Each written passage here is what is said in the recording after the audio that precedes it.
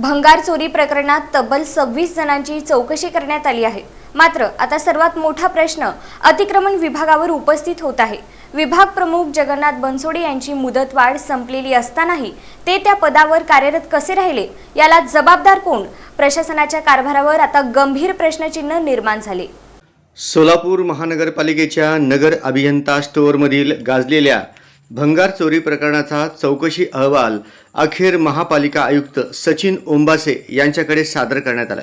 अतिरिक्त आयुक्त बीना पवार यांनी गेल्या 15 दिवसांपासून या संपूर्ण प्रकरणाची सखोल, निपक्षपाती आणि सर्वकष चौकशी करून अहवाल तयार केला असून आता या अहवालाच्या आधारे दोषींवर कोणती प्रशासकीय व कायदेशीर कारवाई होणार याकडे सर्वांचे लक्ष लागले आहे।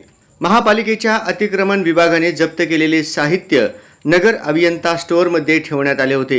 या ठिकाणाहून भर दिवसा भंगार चोरी होत असल्याचा प्रकार नगरसेवक अमोल शिंदे यांनी रंगेहात पकडल्याने हे प्रकरण शहरभर चर्चेचा विषय ठरले होते। त्यानंतर महापालिका प्रशासनाने तत्कालीन अतिक्रमण विभाग प्रमुख जगन्नाथ बनसोडे यांच्यासह 8 जणांविरुद्ध गुन्हा दाखल केला होता। या गंभीर प्रकरणाची वस्तुस्थिती समोर आणण्यासाठी आणि दोषींना जबाबदार धरण्यासाठी अतिरिक्त आयुक्त बीना पवार यांच्या अध्यक्षतेखाली विशेष चौकशी समिती स्थापन करण्यात आली। समितीने तपासाची सूत्रे हाती घेतल्यानंतर अतिक्रमण विभाग व नगर अभियंता विभागातील अधिकारी कर्मचाऱ्यांची कसून चौकशी सुरू केली। या चौकशी दरम्यान तब्बल 26 जणांची सविस्तर चौकशी करण्यात आली। यामध्ये अतिक्रमण विभाग, नगर अभियंता विभाग, नगर अभियंता स्टोअरमधील कर्मचारी तसेच आजी माजी अधिकारी यांचा समावेश होता। यापूर्वी अशा घटना घडल्या होत्या का? जप्त साहित्याची नोंद कशा पद्धतीने ठेवली जात होती? मालमत्तेच्या सुरक्षेची जबाबदारी कोणाकडे होती?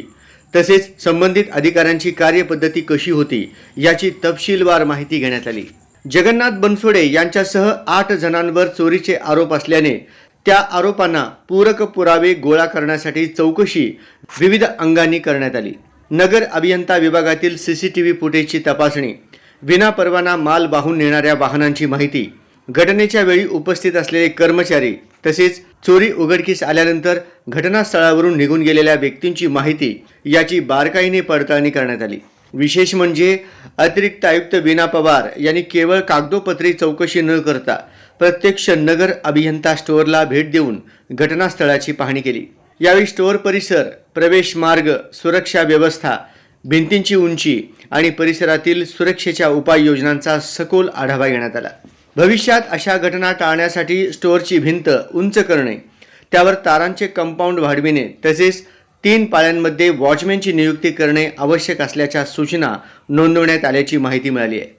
या चौकशी दरम्यान आणखी एक महत्त्वाची बाब समोर आली आहे। अतिक्रमण विभागाचे प्रमुख जगन्नाथ बनसोडे यांना सेवानिवृत्तीनंतर 6 महिन्यांची मुदतवाढ देण्यात आली होती। मात्र ही मुदतवाढ 12 मे रोजीच संपुष्टात आली होती। त्यानंतरही ते त्याच पदावर कार्यरत असल्याचे दिसून आले। दरम्यान भंगार चोरीची घटना 18 मे रोजी घडली। त्यामुळे मुदतवाढ संपल्यानंतर बनसोडे त्या पदावर कशा अधिकाराने कार्यरत होते?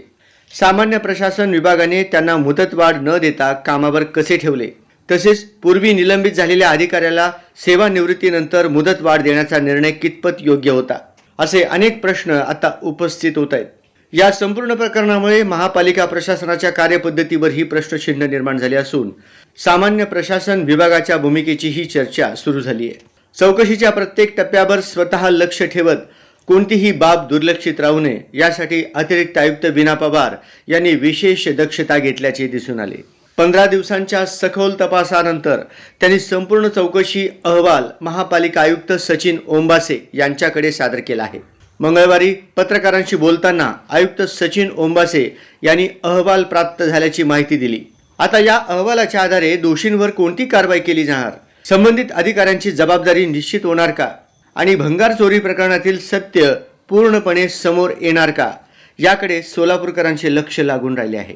एकूणच महापालिकेच्या मालमत्तेच्या सुरक्षेशी संबंधित या संवेदनशील प्रकरणाच्या चौकशीत अतिरिक्त आयुक्त बीना पवार यांनी दाखवलेली तत्परता, कर्तव्यदक्षता आणि सखोल तपास पद्धती विशेष उल्लेखनीय ठरत असून आता अंतिम निर्णयाची प्रतीक्षा आहे।